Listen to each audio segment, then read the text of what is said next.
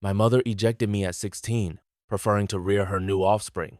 Now affluent, she demands I fund their university studies, but an incident at my residence altered everything. I'm 33, a senior manager at a firm I've been with since graduating. While I've pushed myself relentlessly to attain my current standing, a part of me still reflects on how life might have unfolded had my mother made different choices. She conceived me at 20. My biological father was absent. Honestly, I know little about him. She later recounted offering him the chance to remain, and he vanished without hesitation. No child support, no conflicts, simply gone. We occupied a small flat above my grandparents' garage. It was modest, yet functional. My grandparents essentially sustained her during that period. They assisted with my care while she completed her education and secured a degree in physical therapy. She managed schooling, employment, and my upbringing independently.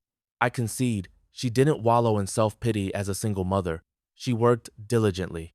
Those initial years weren't unpleasant. Indeed, finances were tight, but I remained unaware. I spent considerable time with my grandparents when she worked or studied. My grandfather cherished my presence. Candidly, he likely offered me more during those years than anyone else. My mother still allocated time for me when possible. She read to me before bed, took me to the park, similar activities. Changes began when I was around 8.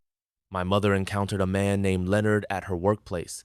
He seemed acceptable initially, a stable job, an ordinary man. I recall her remarking on his distinctiveness compared to her previous partner. They courted for a while, and after 2 years, they married when I was approximately 11. Leonard wasn't unkind, but he lacked warmth. He was courteous, almost aloof. He wasn't abusive towards me, but he made no real effort to connect either. He regarded me as merely present, akin to an inanimate object. At first, nothing genuinely changed. I continued to reside with my mother and Leonard. It was tolerable. Not ideal, but tolerable. Then subtle shifts began. My mother started prioritizing Leonard and their shared existence. Dinners grew quieter, less centered on me, and more on them. I remember attempting to participate in conversations only to be dismissed as if invisible. I didn't initially personalize it. I assumed she was simply enthused about her new marriage and striving for its success. Yet, as time elapsed, it became apparent I was gradually being marginalized. I intensified my efforts to gain their attention. I excelled in school, earned high grades, assisted around the house, anything to demonstrate my continued relevance. When I was about 12, my mother became pregnant with twins. Everyone was elated. I was too, at least initially. I envisioned being the capable older brother, assisting with the infants, educating them, and simply being part of this new family. I even began babysitting for neighbors to prepare for the twins' arrival. However, as her pregnancy advanced, my mother's demeanor towards me altered further. It was as though she no longer had time for me. Everything revolved around the twins. I assumed it was fleeting, that after their birth, things would normalize. The twins arrived, and it was as if I vanished instantly. I grasped the situation. They were infants, requiring constant care and attention. I didn't expect things to remain precisely the same, but this was profoundly different. It wasn't merely her being occupied or fatigued, which would have been understandable. It felt as though she ceased to acknowledge my existence. Family dinners became a relic of the past. She once orchestrated them, making an effort for us to share moments. Now, nothing. And it wasn't solely about omitted dinners. The small gestures that once fostered a connection with her also disappeared. Daily conversations, shared television programs, even our old inside jokes. The most difficult aspect, I believe, was my persistent effort. Even with the clear exclusion from this new family dynamic, I persisted. I maintained diligence in school, assisted, and strove to be helpful.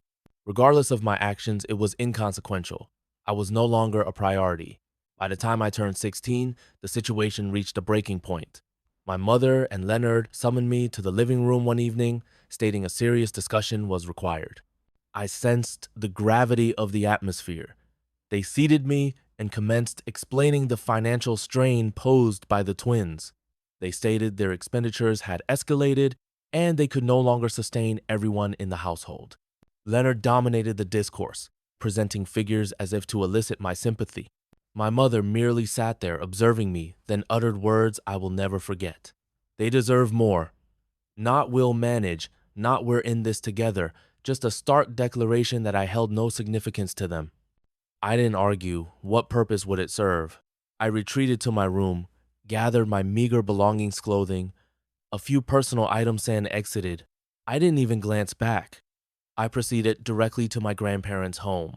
They accepted me without hesitation, but their anger was profound. My grandfather paced, murmuring disbelievingly about his daughter's actions, while my grandmother simply shook her head and held me tightly. They wished to confront my mother, yet simultaneously desired to avoid complete estrangement, primarily due to the twins. I understood. The twins were blameless in this. They didn't choose their birth, nor did they request to become the focus of my mother's world at my expense. I couldn't fault them, even amidst my anger at the circumstances. That day marked a pivotal shift for me. It was a day I grasped my inability to depend on my mother any longer. At 16, I wasn't just a teenager navigating life, I was self-reliant. It was daunting, yes, but I had no alternative. From that instant, I recognized the necessity of self-sufficiency, as no one else would provide it. Residing with my grandparents offered solace, but it wasn't effortless. They provided shelter and a dwelling, but their capacity beyond that was limited. They were retirees, living on a fixed income, lacking the means to support me as needed. Consequently, I began working. My initial employment was at a local coffee shop. It lacked glamour, but yielded just enough to procure school supplies, attire, and necessities for high school. Balancing employment and academics, however, was not simple.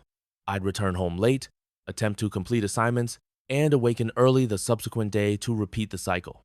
My grades declined slightly, but I still managed to remain on track for graduation. The most painful aspect was my mother's complete absence of communication. It was as if I'd ceased to exist for her. Occasionally, I'd learn about her and Leonard through family hearsay. They were thriving, naturally. The twins prospered, and they lived their idyllic life in their pleasant home with their new vehicles. Frankly, I couldn't comprehend it. I don't know why two individuals with decent jobs couldn't afford 3 children. I wasn't an exorbitant expense. I merely required the fundamentals. Meanwhile, I was the one struggling.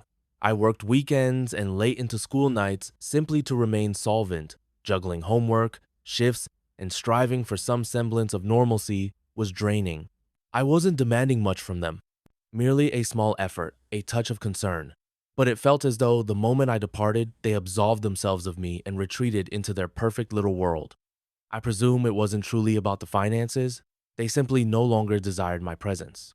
Around my senior year, college acceptance notifications began arriving. I was excited, yet also apprehensive. I knew I couldn't possibly finance college independently. I required assistance. So, against my better judgment, I contacted my mother. I recall sitting in my grandparents' kitchen late at night, holding my phone, striving to formulate the text. My mind raced with various phrasing options to request aid without appearing too desperate. I revised it at least 10 times before finally dispatching, "Hey, I've been accepted to a few colleges.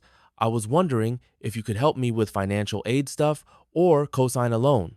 I pressed send and immediately regretted it, not because I deemed the request inappropriate, but because, deep down, I already knew the response. Still, a minuscule, foolish part of me clung to hope. Perhaps she'd recall I was her child too. Her reply arrived hours later, and upon its receipt, my stomach plummeted. "We're saving for the twins' future. We can't help. Sorry. That was all. No congratulations." "No, we're proud of you." Just a blunt refusal. It shouldn't have surprised me, but it did. Or perhaps it simply pained me more than I wished to acknowledge. I fixated on the message, attempting to grasp how someone could dismiss their own child in such a manner. It wasn't even about the funds. It was a complete absence of compassion. I sat there feeling idiotic, questioning why I'd even bothered. I knew I couldn't rely on her. I placed my phone down, striving to suppress the lump in my throat, but tears came regardless. I wasn't angered by the twins. They hadn't sought this. But I couldn't shake the sensation of being cast aside, of being irrelevant. Fortunately, my aunt intervened. When I informed her of the situation, she didn't waver. She looked me directly in the eye and stated, "I'll co-sign your loans. You just focus on succeeding, okay?" She wasn't obligated to do that. She had her own responsibilities and children to attend to, but she had faith in me. She conveyed her enduring certainty of my potential for great achievement. Honestly, that conviction affected me more profoundly than the offer itself. In that instant, I made a personal vow. I wouldn't disappoint her. I'd strive tirelessly, not solely for myself, but to validate her belief in me. My mother may have shut the door, but my aunt, she flung it wide open, and I wouldn't squander the opportunity. University was no trifling matter. I worked relentlessly, campus jobs, weekend shifts, and ancillary employment simply to stay afloat. I even self-taught web design and commenced freelancing for small enterprises. The work paid well, and I had obligations to meet. Sleep became an unaffordable luxury, but I was unconcerned. I had an objective, and nothing would impede me. My mother, still silent. Not a single communication to inquire about my well-being.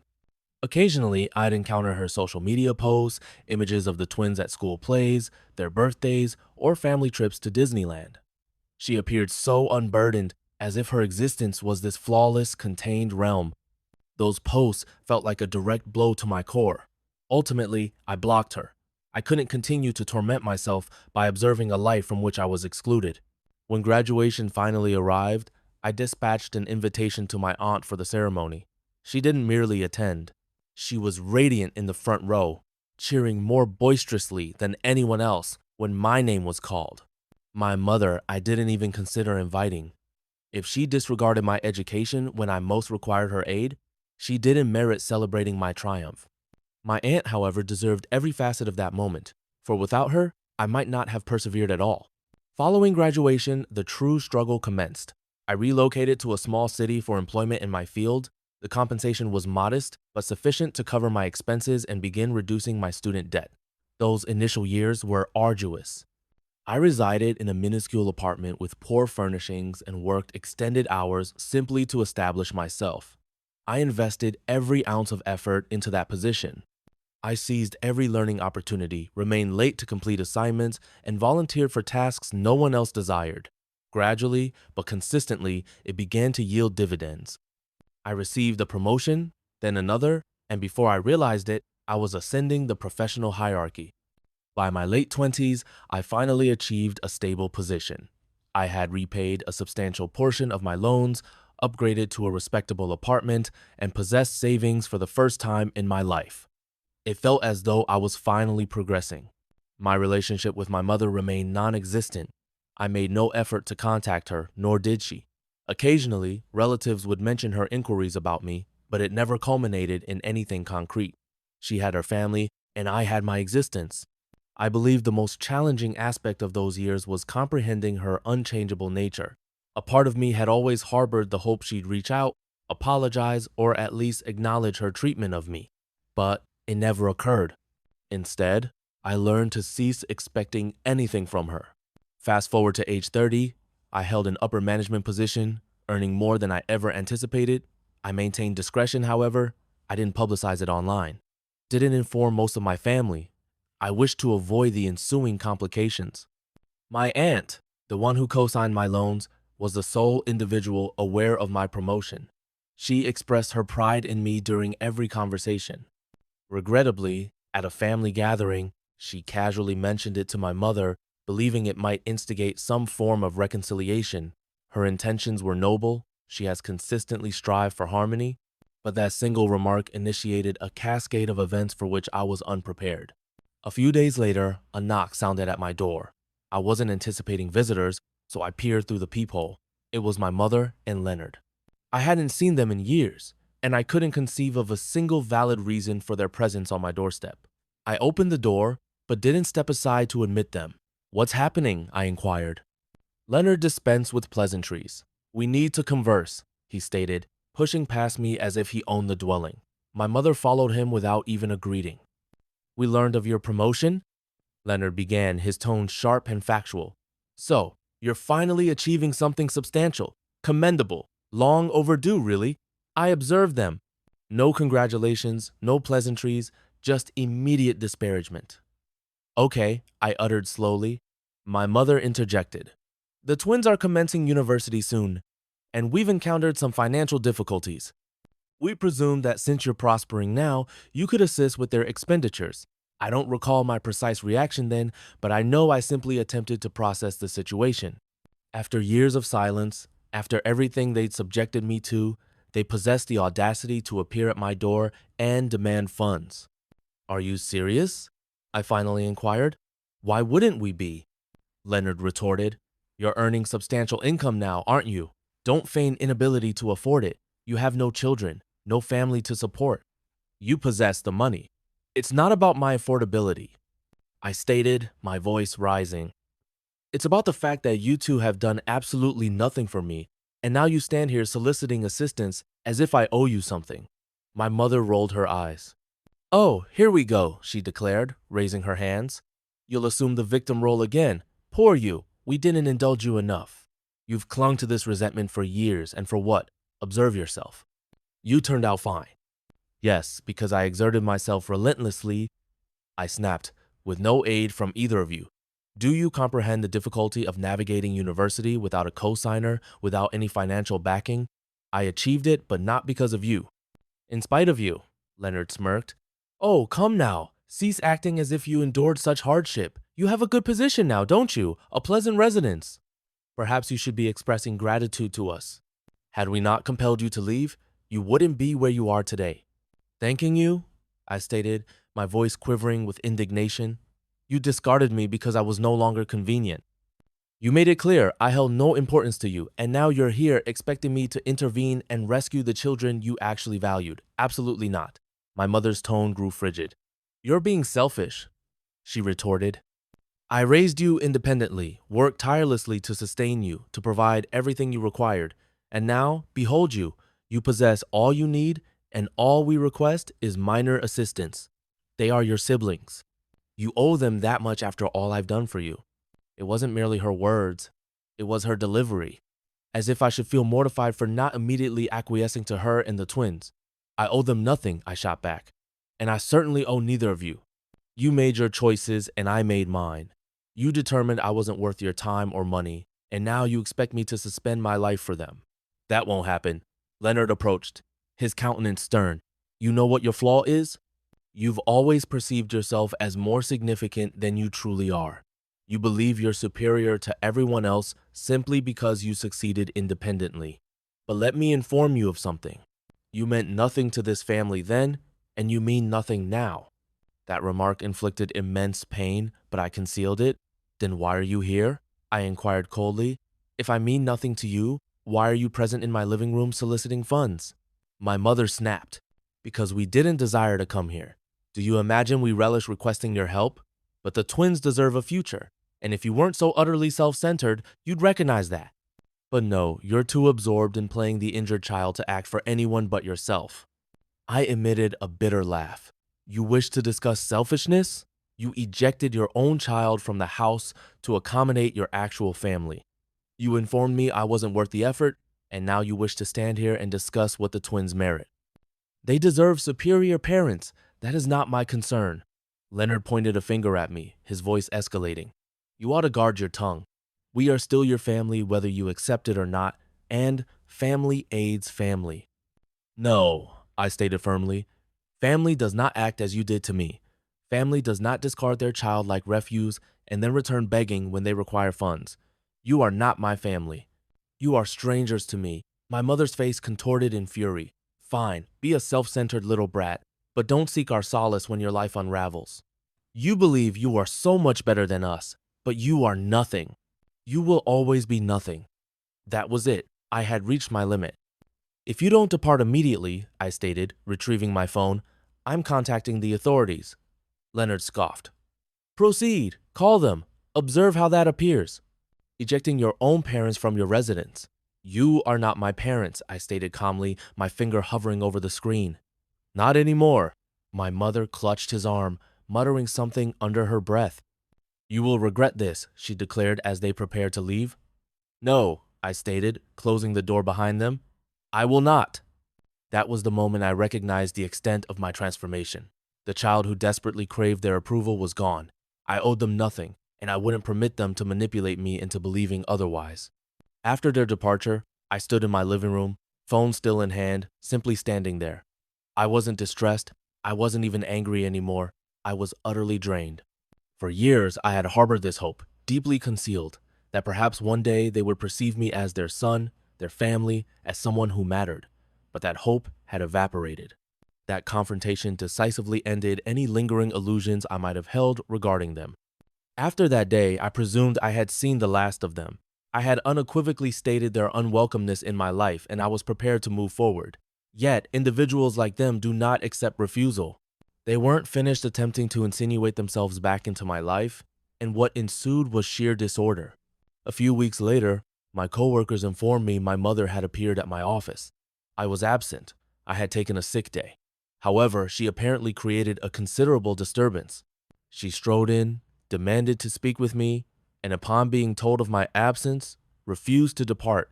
She shouted about family and sacrifices and how I owed her. One of my coworkers mentioned the following day, security had to escort her out. It was intense. I apologized to everyone, mortified. I ensured HR was notified and instructed them to add her to the list of individuals prohibited from the premises. Still, I was shaken. I couldn't believe she would descend to such depths, but the worst was yet to come. My mother persisted. One evening, approximately a week later, I returned home from work to find her awaiting me outside my house. She was pacing agitatedly up and down the driveway. The moment I exited my car, she stormed over, yelling, "You cannot continue to ignore me."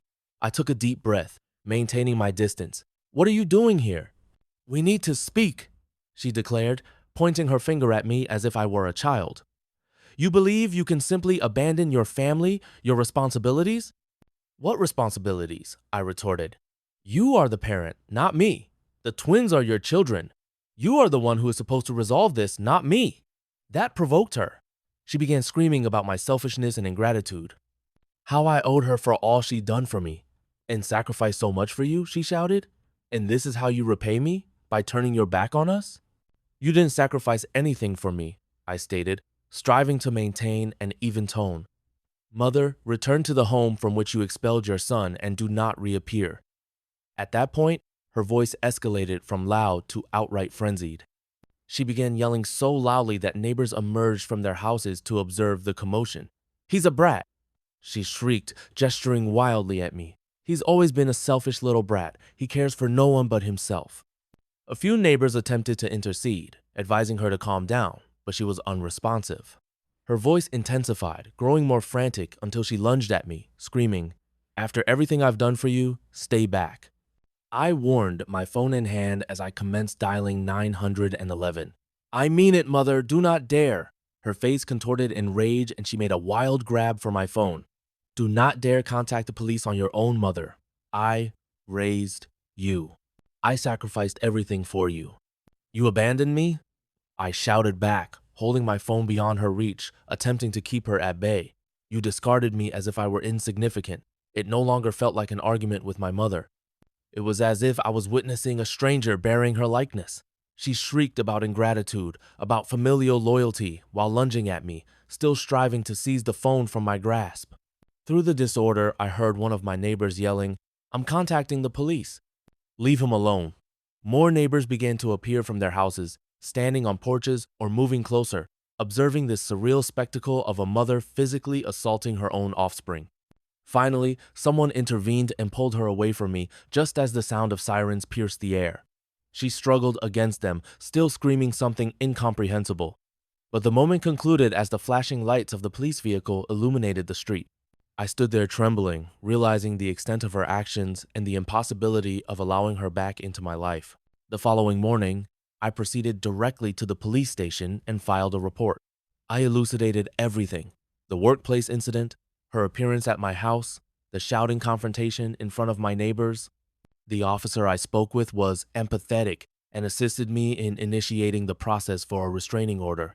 When I informed my grandparents of the events, they were incensed. "She has lost her sanity," my grandfather stated, shaking his head. "I don't know what afflicts her, but you don't deserve this. We should have done more for you then," my grandmother added, her voice heavy with regret. "We believed we were assisting by remaining close, but we permitted you to face too much independently. I am so sorry." I assured them it wasn't their fault. They had performed their utmost, and they were the sole reason I had any semblance of stability after my mother expelled me. They unequivocally stated their severance from her. "We have supported her through everything," my grandfather declared, "but this is the ultimate transgression. We are severing ties." Hearing that was bittersweet. On one hand, it felt like vindication. They finally perceived her true nature. But on the other hand, it pained me to acknowledge how far she had fallen and how little she had cared for anyone but herself. The restraining order was granted a few weeks later, and life finally began to stabilize.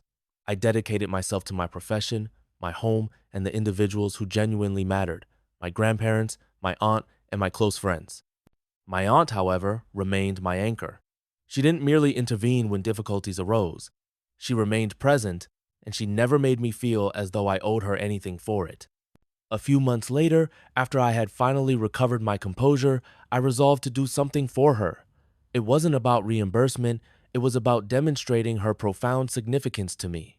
I didn't merely hand her money, I planned it meticulously.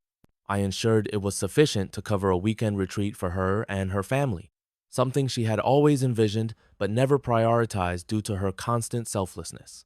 When I presented her with the envelope, she appeared perplexed initially, then opened it and gasped. "What is this?" she inquired, her voice trembling.